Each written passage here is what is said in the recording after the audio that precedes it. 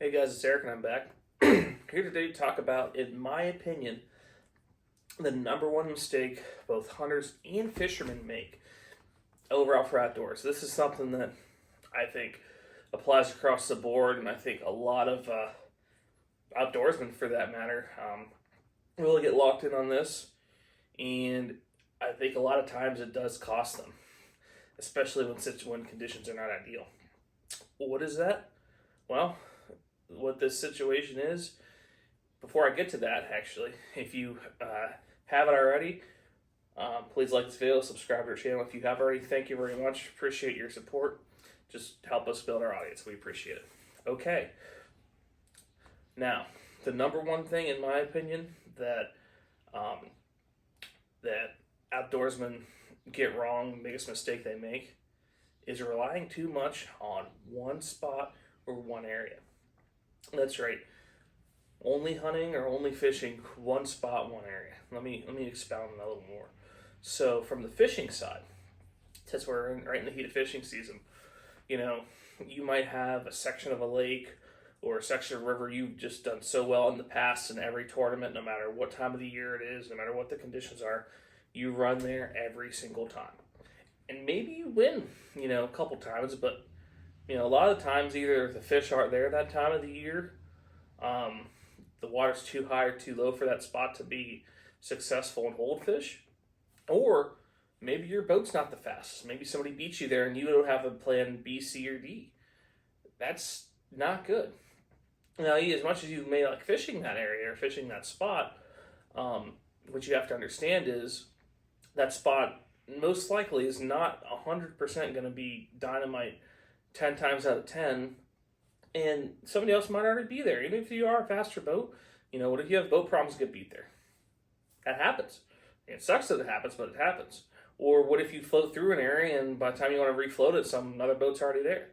You just cannot just rely on that spot, even if they're biting. And if they're not biting, you get there, fish a couple hours, and it's not happening, then what? You don't even have a backup where to go. So that's how it affects with fishing. Now, hunting, a little more complicated here.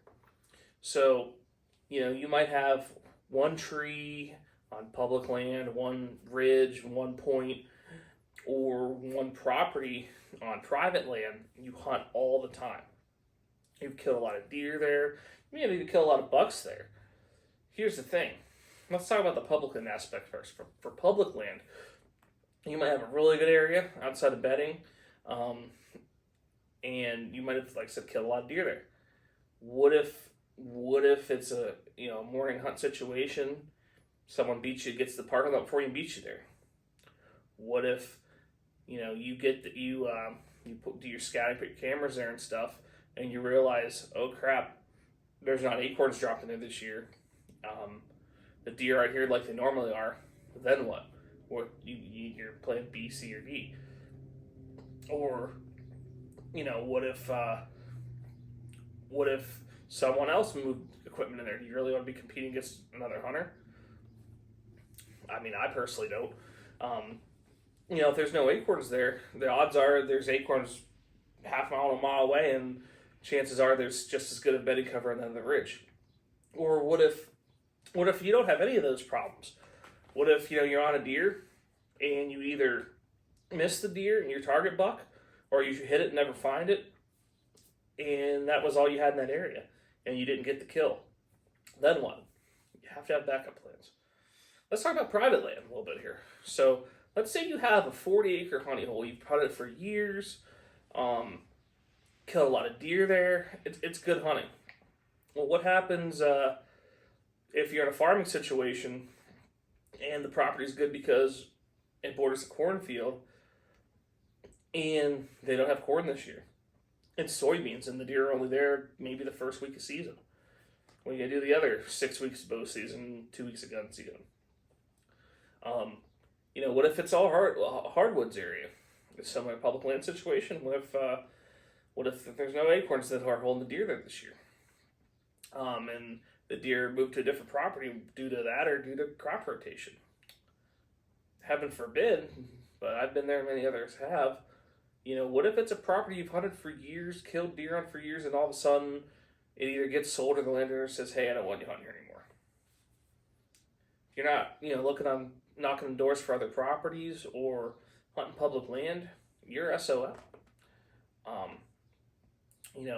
And again, same with the hitting a deer situation. Obviously we don't strive for it, but if you, hit a target deer or something, you kind of blow the little 40 acres isn't that big. Blow the property out or smaller. What are you going to do? These are all things to consider and reasons why, both with hunting and fishing, you want to have multiple stretches of fishing water, multiple properties, whether it's, a bunch of spots on public land, one private piece and a bunch of public, or a couple different private pieces where you can bounce around and not only not have to rely on one property, but also, that helps you to keep spots lower pressure, both fishing and hunting, and just don't burn out spots, So, but that's the number one mistake I see. I know people who either fish only one area or they only hunt one small property, and that's all they got. And to be honest with you, it's a huge mistake that you don't want to make. Did you learn something today? Do you agree with me on this video? Drop a comment below and tell me what you think. And thanks for watching.